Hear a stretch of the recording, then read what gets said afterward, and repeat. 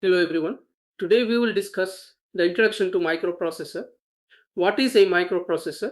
A microprocessor is the brain of a computer system. It is a programmable integrated circuit normally called as IC that performs calculations and controls all operations of the computer. It accepts input, processes the data according to a program, and produces the output. A microprocessor is also called the central processing unit CPU of a computer. See the simple block diagram of a digital computer.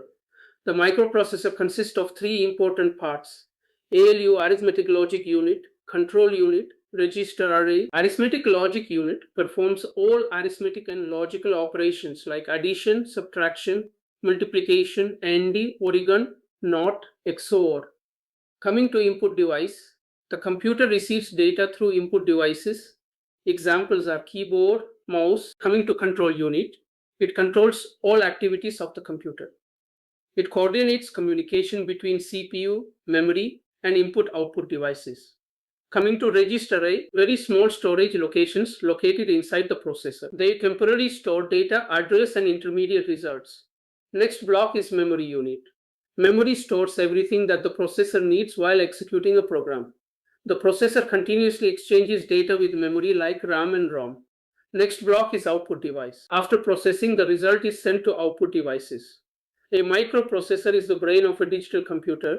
It receives data from input devices, fetches instructions from memory, processes the data using the ALU under the supervision of the control unit, temporarily stores data in registers, and finally sends the processed result to the output device. Now we can see the definition of a microprocessor in the given slide. A computer whose CPU is a microprocessor is called a microcomputer. The basic functions of a microprocessor are fetch, decode, and execute.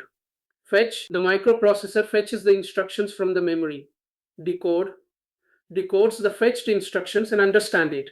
Execute, it executes the instructions according to control signals generated as per the decoding information. Next slide is basic terminology. These are terms generally come across in our subject. First term is bit, means binary digit. Next is nibble, group of 4 bits. Next is byte, group of 8 bits. Next term is bus, group of wires used to carry the data from one place to other within the microprocessors. In the microprocessor, 3 different buses are available: data bus, address bus, and control bus. Data bus is used to carry the data from processors to memory and vice versa. The size of the data bus depends on type of processors. It may be 8-bit, 16-bit, etc. Address bus is used to carry the address to address the memory, input devices, and output devices. Control bus is used to carry the generated control signals to control architecture and execute the instructions. In the slide, you can see the term addressing capacity. What is the addressing capacity of a microprocessor? Addressing capacity of a microprocessor is the maximum amount of memory that a microprocessor can directly access. It depends on the number of address lines, also called address bus widths. Formula for addressing capacity is addressing capacity equals sign to circumflex n memory locations, where n is the number of address lines, means the number of wires available in the address bus. For example, if the number of address lines are 10, the addressing capacity is 2 circumflex 10, which is 1 kilobyte.